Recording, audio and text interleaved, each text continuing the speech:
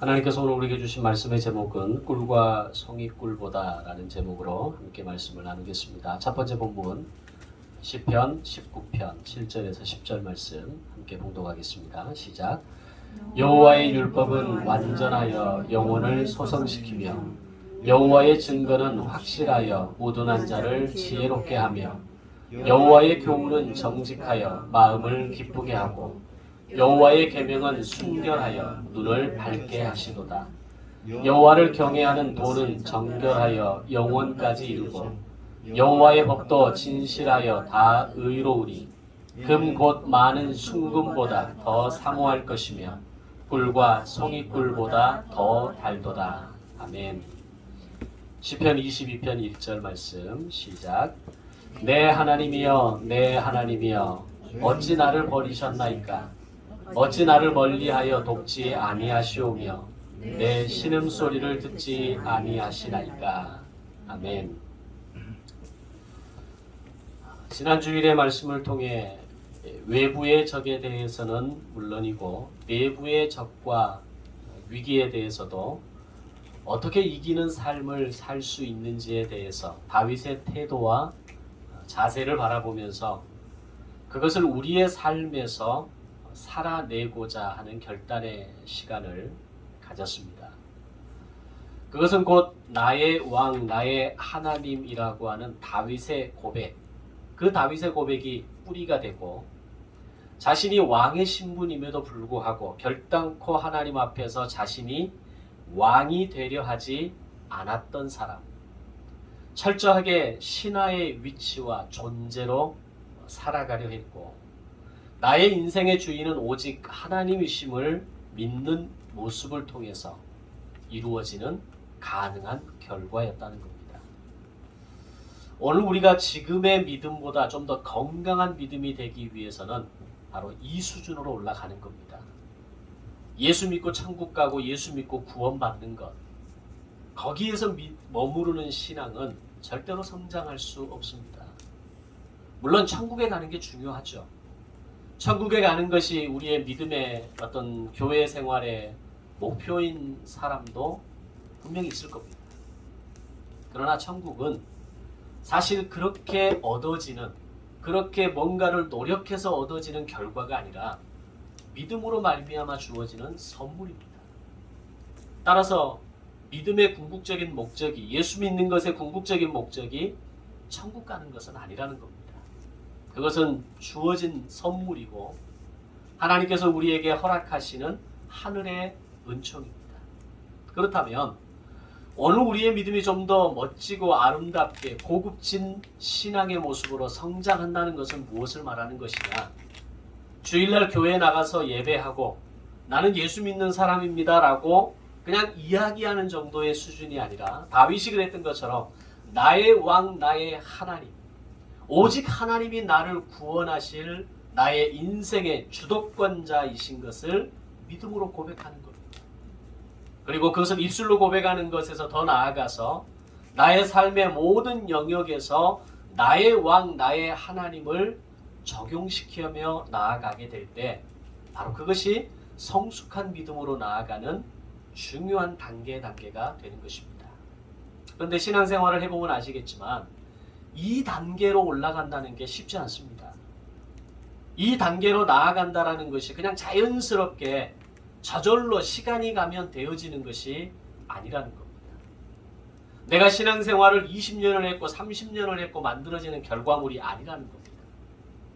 그것은 끊임없는 자기 부인과 하나님 앞에서 나를 내려놓음과 나를 비워내고 예수 그리스도의 십자가로 채워넣는 과정을 통해서 마침내 다윗의 고백처럼 나의 왕 나의 하나님이라는 고백이 쏟아져 나올 수 있는 겁니다. 오늘 우리도 인생 속에서 우리에게 다가오는 매 순간 다가오는 이 위기와 어려움 속에서도 나의 왕 나의 하나님이라고 하는 이 고백만 할 수 있다면, 나의 인생의 주인이 하나님이시라는 것을 믿음으로 붙잡을 수만 있다면 오늘 우리도 역시 외부의 적에 대해서는 물론이고 내부의 적과 위기에 대해서도 반드시 이기는 삶을 살게 될 것입니다. 아멘. 이제 오늘은 조금 더 다른 관점에서 그렇다면 수없이 반복되어지는 다윗의 그 험난한 인생에도 불구하고 다윗이 이런 고백을 할 수 있었던, 좀 더 다시 말하면 우리가 이런 고백을 할 수 있게 만드는 근본적인 이유가 과연 어디에서부터 시작되느냐라고 하는 겁니다. 앞에서 말씀드린 것처럼 그저 신앙의 연수가 채워져서 내가 주일에 예배를 드리는 참여하는 시간이 마치 스티커를 붙이고 뭔가 어떤 개수가 채워지는 그런 느낌에 의해서 되는 것이 아니라면 과연 어떻게 어디에서부터 오늘 우리의 이런 믿음의 인생의 고백이 시작될 수 있느냐라고 하는 것입니다.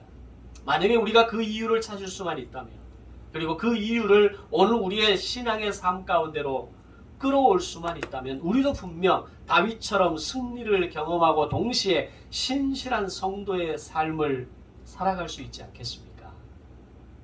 다윗은 어린 10대의 시절부터 아버지의 양을 지키기 위해서 자신의 목숨을 걸었던 사람입니다. 그래서 곰과 사자와 맞서 싸웠다라고 성경은 기록합니다.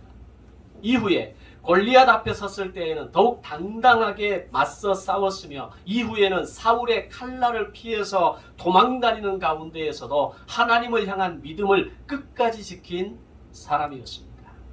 자, 그런데 사실 나 자신을 위해서 목숨을 걸고 나 자신을 위해서 시간과 물질을 헌신하는 것은 매우 당연합니다. 그것에 대해서 이의를 제기하고 토를 달 만한 사람은 아무도 없습니다. 그런데 그것이 내 부모라 할지라도, 내 부모, 나를 낳아주신 부모라 할지라도 내 부모를 위해서 목숨을 걸고 다른 사람을 위해서 내 생명과 시간과 물질을 헌신한다는 것은, 이것은 불가능한 일입니다. 자식이 부모를 위해서 희생하는 것은 어느 정도는 가능합니다. 자식이 부모를 위해서 심지어는 목숨을 내놓아야 한다면 많은 분이 그렇게 하지는 못할지라도 눈 하나, 콩팥 하나, 뭔가 하나를 내어주는 것에 있어서 부모는 망설이지 않습니다. 그러나 자식은 어렵습니다. 자녀가 부모를 대신해서 자녀가 부모의 것을 뭔가를 채워주는 삶을 살아간다? 그건 정말 쉬운 게 아닙니다. 그런데 성경을 읽어 내려가면서 보게 되는 다윗의 모습은 대적과 원수들 앞에서 두려워하는 모습을 보이거나 나의 것을 지키기 위해서 목숨을 거는 것 이상 넘어서서 다른 사람의 것을 위해서 생명 걸고 목숨 걸고 자신의 시간과 물질을 헌신하는 모습을 성경은 기록하고 있다는 겁니다. 그런 어떤 상황을 맞이했을 때에 계산기를 두드리면서 이의 타산을 맞추는 것은 성경에 단 한 번도 언급하지 않습니다. 왜냐하면 이 모든 시간과 상황이 하나님께서 나에게 주신 것이라는 것을 아는 사람이었기 때문입니다. 그것이 어떤 위기라 할지라도 하나님께서는 다윗을 비추시는, 나를 비추시는 빛과 구원이 되시는 하나님이시라는 것을 다윗은 분명하게 알았기 때문입니다. 바로 그 증거가 시편의 기록들입니다. 시편 150편의 기록들 가운데에서 실제로는 더 많은 시편의 양이 존재합니다. 그러나 오늘 우리가 보는 이 성경의 66권의 성경 가운데 시편의 기록 가운데 150편은 그 중에 간추려서 성경에 넣을 수 있는 내용들로 집대성한 내용이 시편 150편입니다. 근데 그 시편 150편 가운데 절반의 기록이 다윗의 기록이라는 것은 누구나 잘 알고 있는 거죠. 그런데 그 시편의 기록들, 그 시편의 상황들을 보면 다윗의 상황이 어떤 상황에서 그 말씀을 기록했는가를 우리가 좀 더 살펴보면 어떻게 이런 위기의 상황에서 어떻게 이렇게 아름다운 시와 찬양의 고백이 나올 수 있을까를 생각하게 하는 구절과 고백이 거의 100%입니다. 그것은 자신의 인생의 위기의 고비 때마다, 고난 때마다 하나님께서 나를 건져주시며 나를 비춰주시는 빛과 구원이시라는 것을 다윗은 그때마다 알고 경험했기 때문에 시편을 써 내려갈 때마다 그런 하나님의 빛과 구원의 하나님을 표현하고 있는 것입니다. 그래서 다윗은 두려움에 휩싸일 때마다 기도했고 자신의 두려운 마음을 용기로 바꾸어 나갔던 것을 보게 됩니다. 우리가 왜 말씀을 묵상하고 말씀을 통독하고 말씀을 공부하는 것이 왜 중요한가가 바로 이런 데서 차이가 나는 겁니다. 말씀을 알지 못하는 사람은 쉽게 무너집니다. 위기와 고난과 절망이 다가오고 우리의 삶에 외로움과 고독이 찾아올 때 그저 쉽게 무너지고 마는 것입니다. 그런데 하나님의 말씀을 아는 사람들은 하나님이 나의 인생에 때로는 고난을 배열하시고 그 고난 가운데에서 빛과 구원의 이름으로써 나에게 다가오시는 분이라는 것을 아는 사람은 절대로 쉽게 무너지지 않습니다.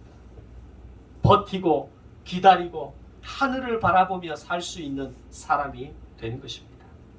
엄밀히 말하면 다윗은 처음부터 두려움을 느끼지 못한 사람이 아니라 두려움과 절망 가운데에서도 시와 찬양의 고백을 통해서 두려움을 기쁨으로, 절망을 소망으로 바꾸어 나갈 수 있는 그런 사람이었다라는 것이 더 정확한 말이 될 것입니다.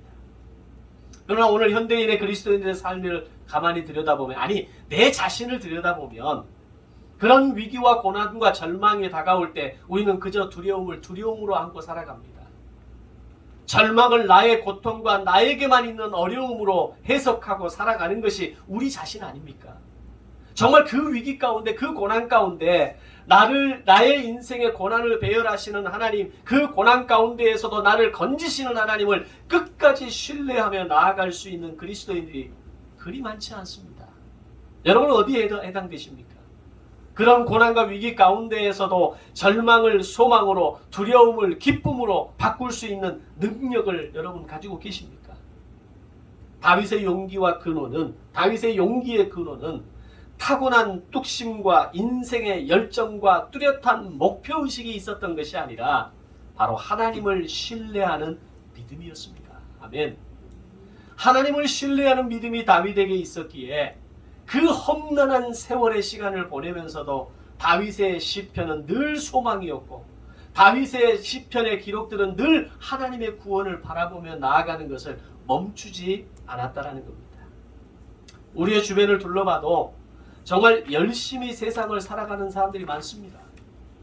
열정이 넘치고 목표가 명확하고 때로는 불도저 같은 근성을 가지고 있어서 한번 마음 먹으면 끝까지 그 일을 이루어내기 위해서 분투 노력하는 사람들이 많이 있습니다. 충분히 칭찬할 만하고 충분히 그들의 모습을 우리가 본받을 만하죠.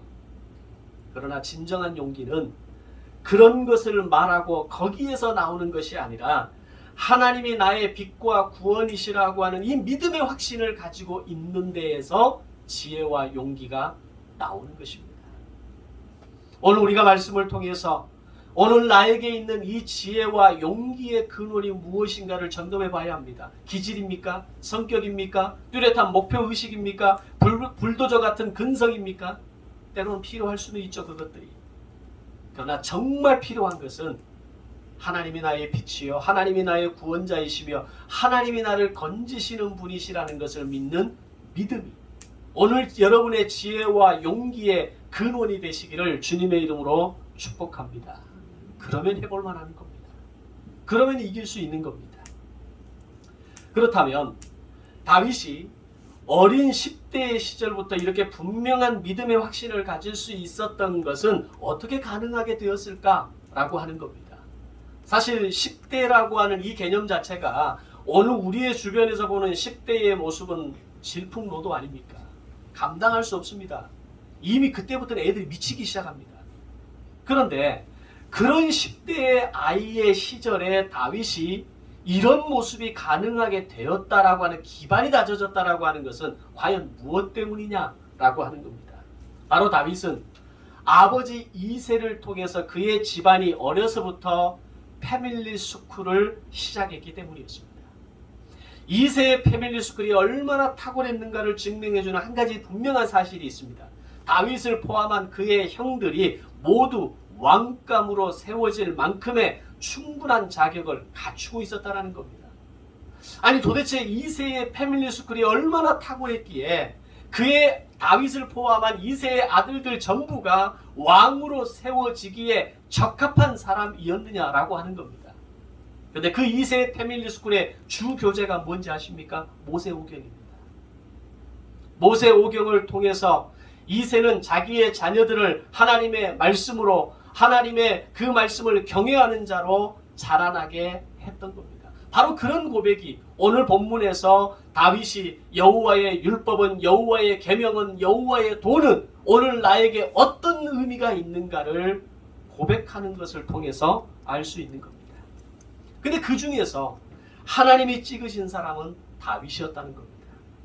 하나님은 사무엘을 통해서 나는 중심을 보는 하나님이다라고 말씀하시면서 모든 형들을 제쳐두고 막내 다윗에게 기름 부음이 이루어지게 됩니다. 자, 그럼 여기서 한 가지 의문이 있죠.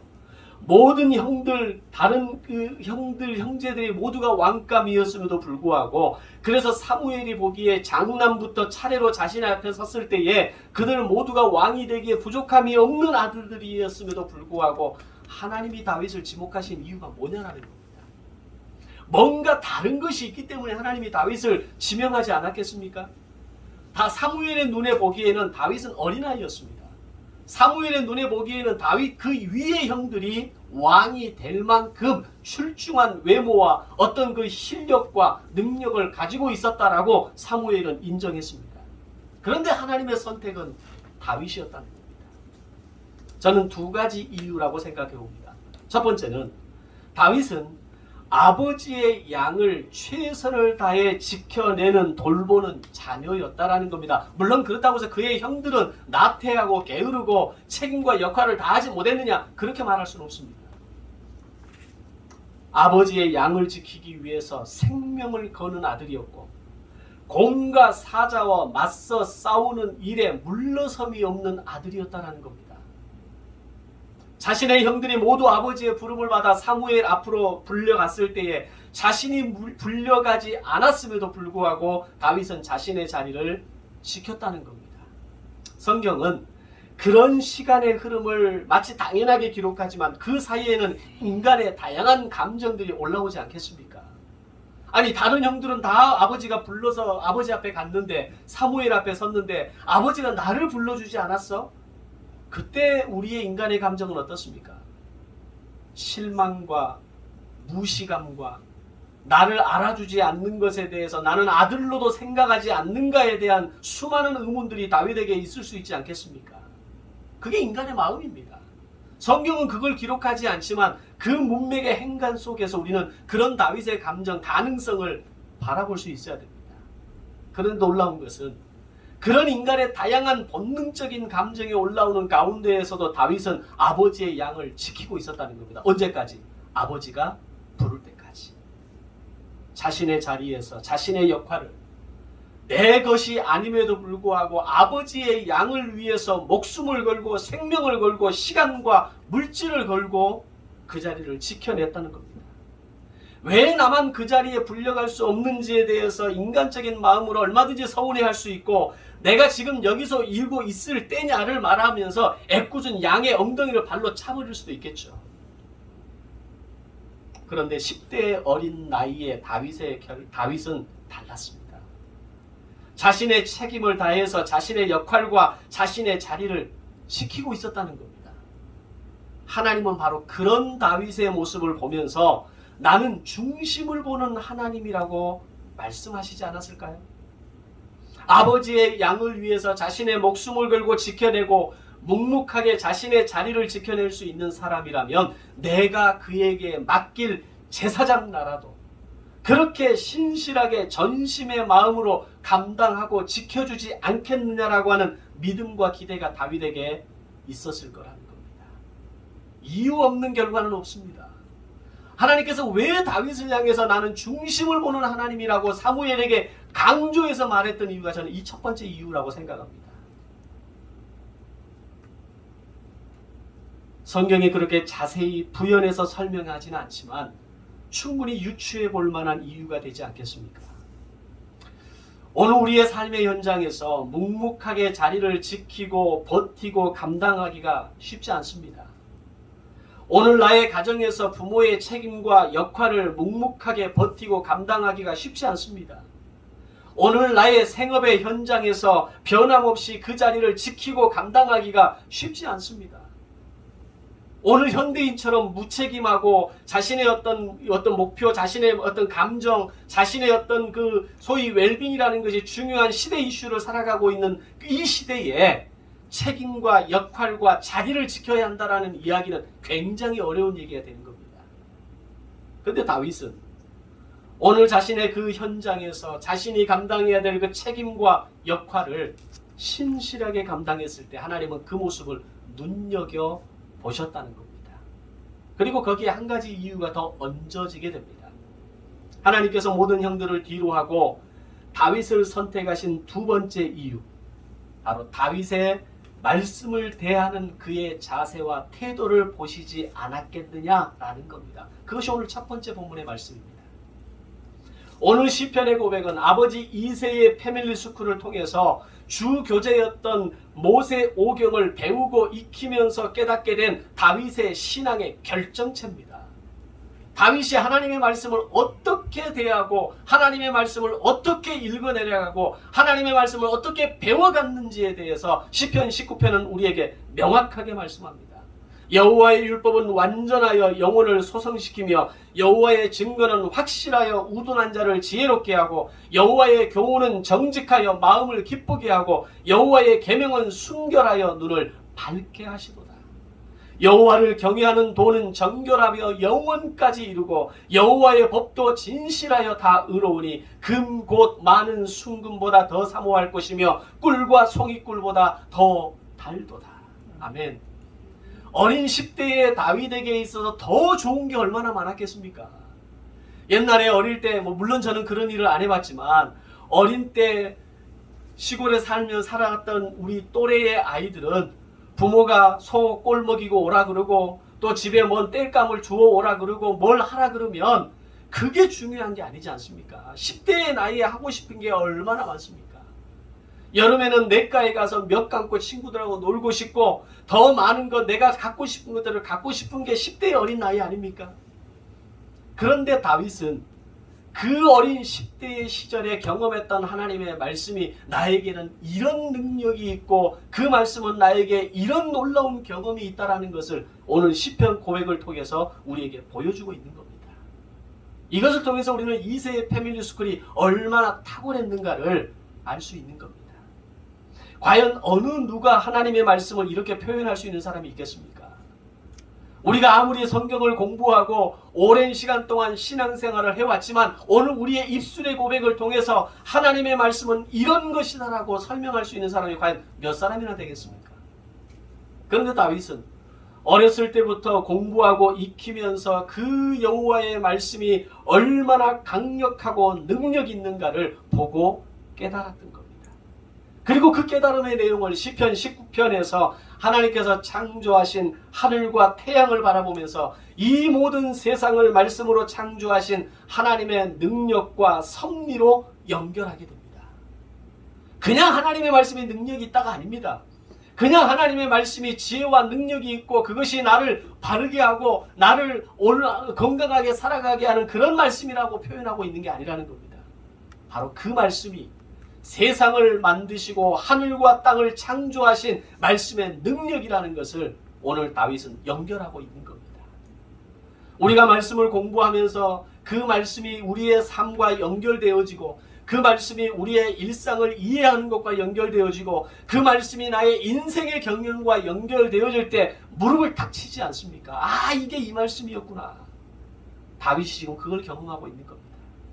우리가 사용하는 옛말에 하나를 알면 둘을 알고 열을 깨우친다라는 그런 비슷한 속담이 있죠.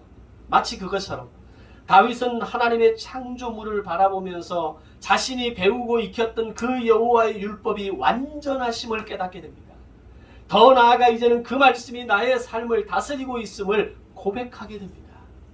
오늘 우리가 보고 듣고 배우는 하나님의 말씀은 바로 세상을 창조하신 놀라운 능력의 말씀이라는 것을 믿으시기를 바랍니다. 하나님이 세상을 창조하실 때 그 창조의 도구는 오직 말씀이었습니다.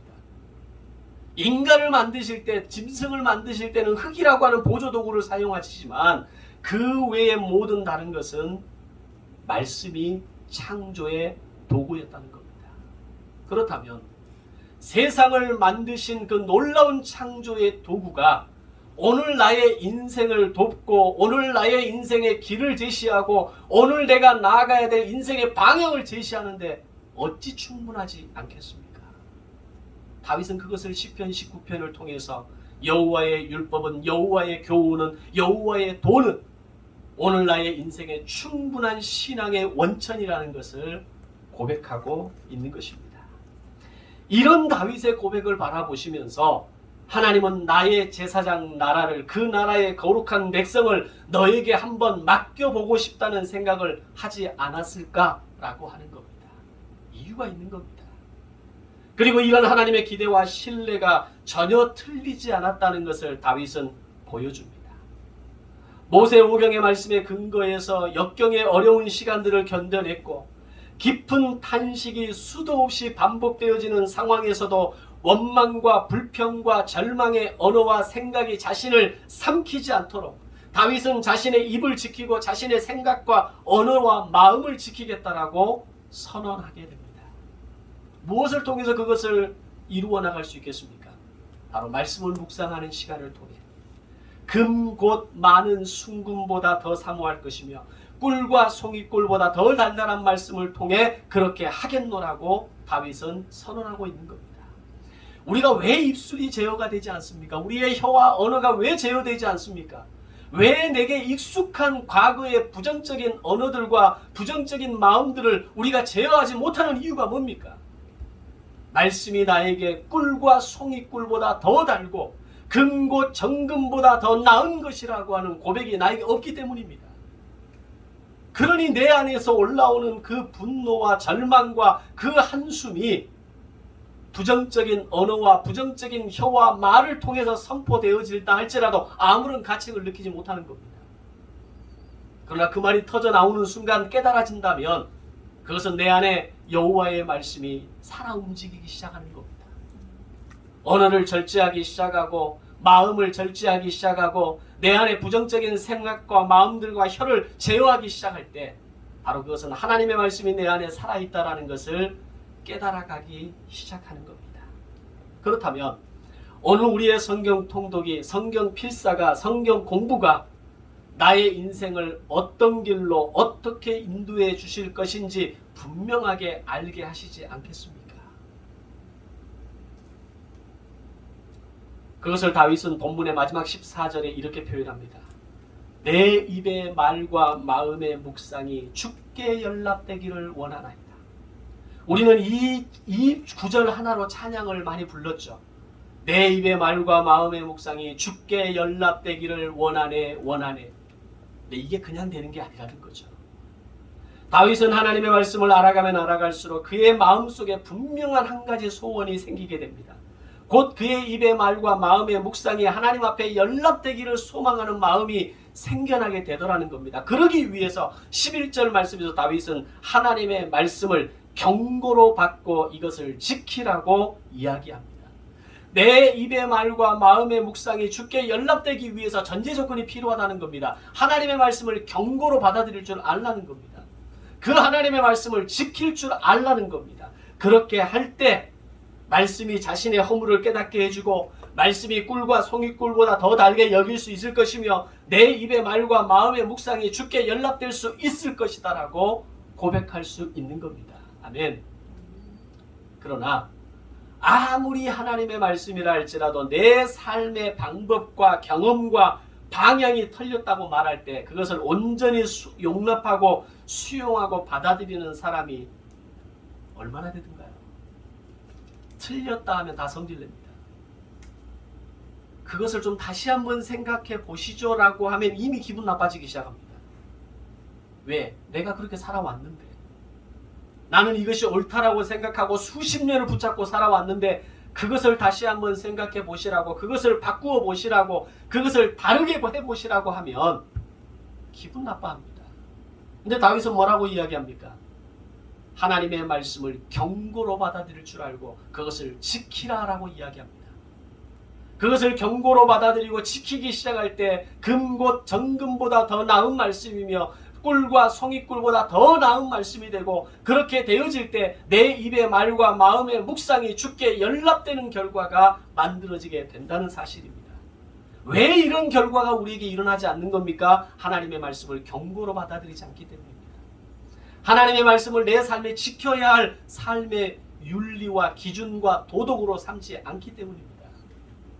내가 받아들일 수 있는 것만 받아들이고, 받아들일 수 없는 것은 거절하고, 이해할 수 없는 것은 밀어내기 시작하면 내 입의 말과 마음의 묵상이 주께 연락되는 그 단계까지 나아갈 수 없는 겁니다. 그러니까 신앙생활을 20년 30년을 해도 늘 제자리 걸음을 하는 듯한, 아무런 역사도 아무런 기적도 아무런 변화도 일어나지 않는 듯한 인생을 우리가 살아가게 되는 겁니다. 근데 다윗은 이 비밀을 알았던 거죠. 때로는 나를 아프게 하고, 때로는 나를 힘들게 하고, 때로는 내 심장을 찌르는 듯한 그 고통의 말씀이라 할지라도 받아들이고, 그것을 지키려 할 때 그것이 꿀과 송이꿀보다 더 단 하나님의 말씀으로 다가오고, 그것이 하나님 앞에 산제사의 제물로 드려지는 비밀이라는 것을 다윗은 깨달았던 겁니다. 오늘 우리의 신앙생활 가운데 우리가 신앙생활을 해나가면서 이런 하나님의 말씀의 비밀을 깨달아 아는 성도들이 되시기를 주님의 이름으로 축복합니다. 오늘 저와 여러분에게 있어서 하나님의 말씀은 내 삶을 옥죄어 오고 내 삶을 제약하는 말씀입니까? 아니면 죄에서 자유케 하는 은총이며 사랑이며 은혜입니까? 전자입니까? 후자입니까? 만약 하나님의 말씀이 나의 어리석은 인생을 죄에서 자유케 하는 은총이며 사랑이며 은혜이라는 것을 알 수 있다면, 이것은 오늘 여러분의 삶 가운데, 오늘 우리의 인생 가운데 일어나는 기적이며 신비이며 하나님의 놀라운 능력이 될 줄로 믿습니다. 그러면 기적을 경험하기 시작하는 겁니다. 그러면 하나님의 능력을 경험하게 되는 겁니다. 그렇다면 여기서 한 가지 할 수 있는 질문은, 그럼 우리는 항상 희망과 기쁨과 소망의 기도만 하나님께 올려드려야 되는 삶을 살아야 하는 것이냐라고 하는 겁니다. 실제로 우리가 삶을 살아보면 그렇지 않지 않습니까? 정말 힘들고 절망스럽고 눈물나고 고통스럽고 고독한 인생을 경험하는 게 우리의 인생사 아닙니까? 다윗은 그런 신앙의 기적과 신비를 경험했음에도 불구하고, 하나님의 그 놀라운 능력을 체험했음에도 불구하고 때로는 더 깊은 탄식의 소리로 쏟아내는 사람이었다라는 것을 우리는 보게 됩니다. 그것이 오늘 두 번째 본문의 말씀입니다.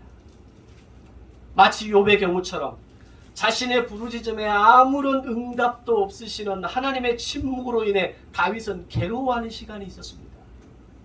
우리가 신앙생활을 하면서 내가 정말 힘들고 어려운데, 내가 하는 일마다 막히는 것을 경험하고 내가 정말 외로운 인생을, 외로운 사역의 길을 걸어가는 것 같은데 하나님은 내 부르짖음을 전혀 듣지 않으시는 것 같고 나의 고통에 대해서 전혀 관심 없는 것 같은 바로 그 시간 가운데 우리는 다윗의 탄식의 기도를 드릴 수 있는 겁니다.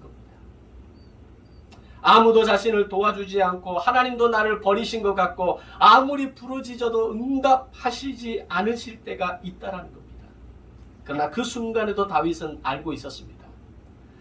자신의 조상들이 하나님을 의뢰하고 의지하였을 때에 하나님께서 그들을 건지셨던 것처럼 나도 끝까지 하나님을 붙들 수만 있다면 하나님께서는 결코 나를 버리지 않으신다라는 것은 다윗은 알고 있었습니다.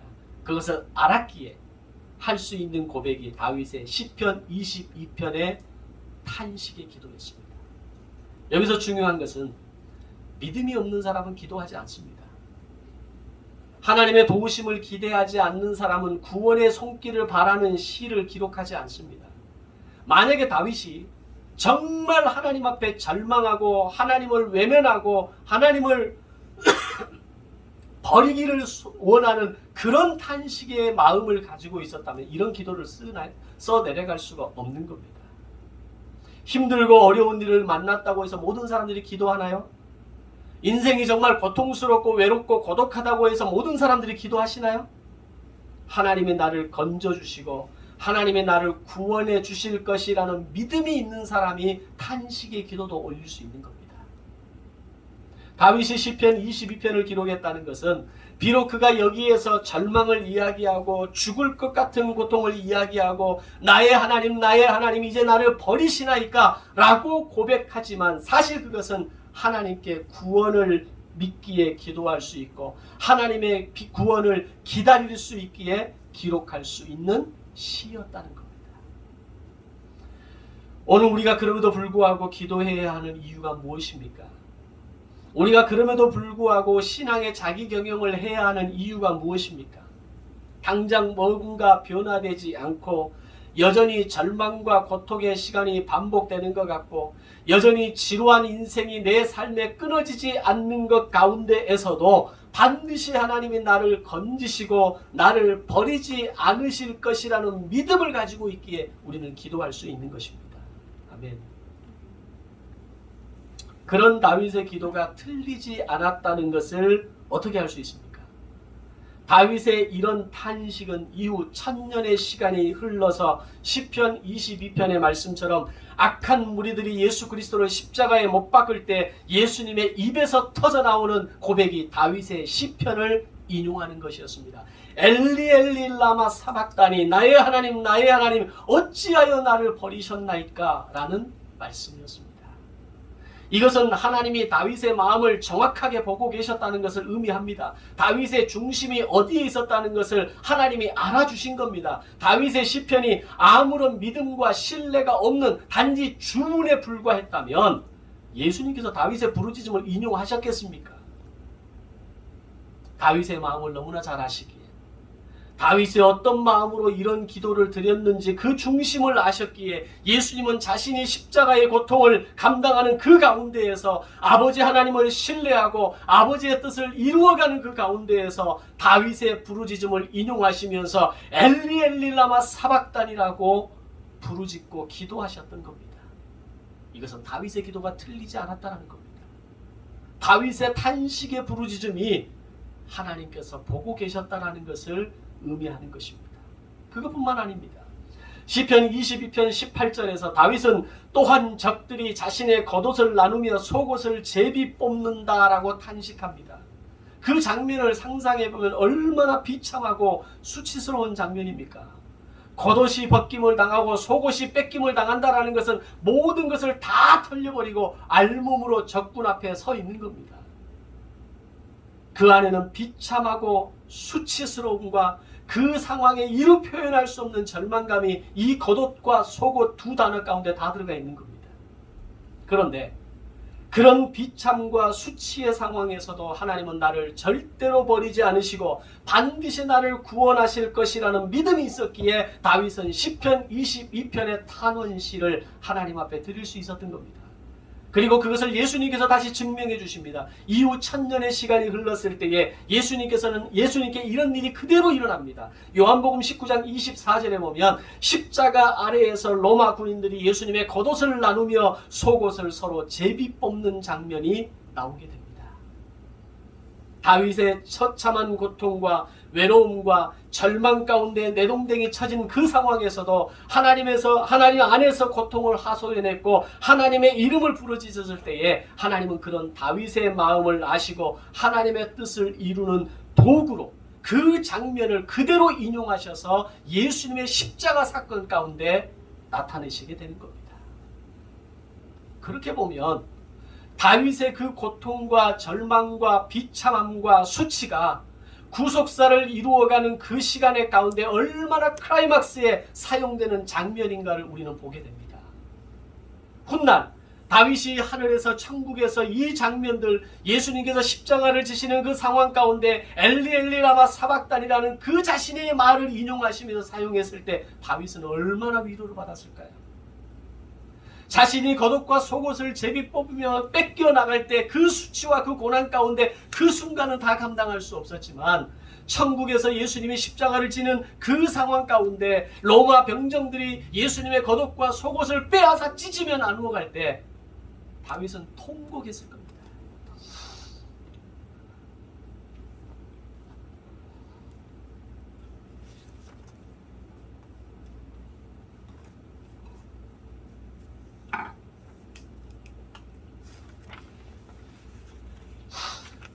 나의 고통이, 나의 절망이 하나님의 뜻을 이루는 도구로 그대로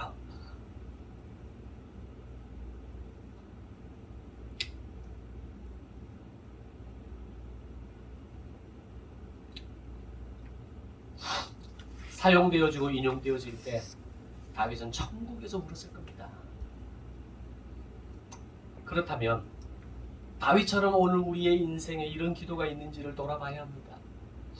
탄식하는 소리를 하지 말고, 절망의 소리를 하지 말고, 부정적인 소리는 아예 입 밖으로 내지도 말고 항상 기쁨과 찬송과 긍정의 이야기만을 하라는 말이 아닙니다. 우리의 인생이 어떻게 그렇게 살 수 있습니까? 하나의 산을 넘으면 또 하나의 산이 다가오지 않습니까? 하나의 위기를 겨우 넘었다고 생각했는데 여지없이 또 하나의 위기가 다가오는 것이 우리의 인생 아닙니까? 남편도 아내도 자식도 내 마음을 알아주는 것 같지 않고, 그들로 인해 절망스럽고 실망스럽고 내가 지금 이렇게 살아야 하는 마음이 훅훅 다가오는 것이 우리의 인생 아닙니까? 바로 그 순간 어떻게 하라는 이야기입니까? 그것이 비록 절망과 한숨과 고통의 탄식의 기도라 할지라도 하나님께 부르짖으며 나아가라는 겁니다. 그러면 하나님은 반드시 우리의 부르짖음을 들으시고 빛과 구원으로 다가오시는 하나님이시라는 것을 믿으시기를 바랍니다. 우리를 향한 구원의 손길을 거두지 않으시고 반드시 우리를 어두움과 고통 가운데에서 건져주시게 될 것입니다. 다윗은 어려서부터 배우고 있긴 하나님의 말씀을 통해서 이 사실을 깨달아 알았고 이 진리를 믿는 삶을 살았던 것입니다.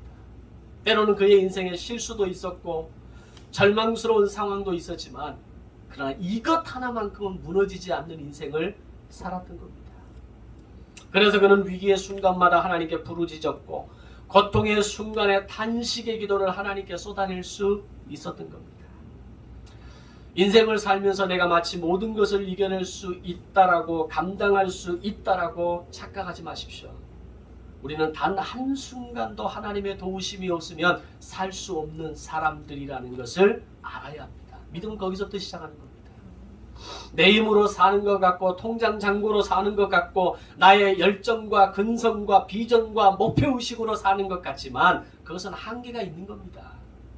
그런 것들이 절망의 문턱에서 한번 덜컥하고 걸리게 될 때 결국 우리의 발목을 잡고 우리의 마음을 무너지게 만든다는 것을 알아야 합니다.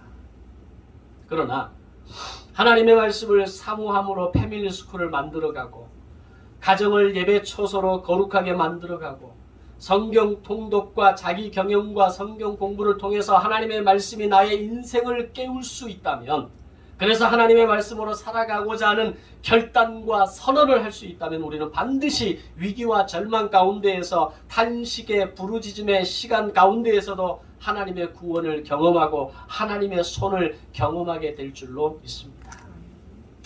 다윗에게 하나님의 말씀은 꿀과 송이꿀보다 더 달달한 은혜였습니다.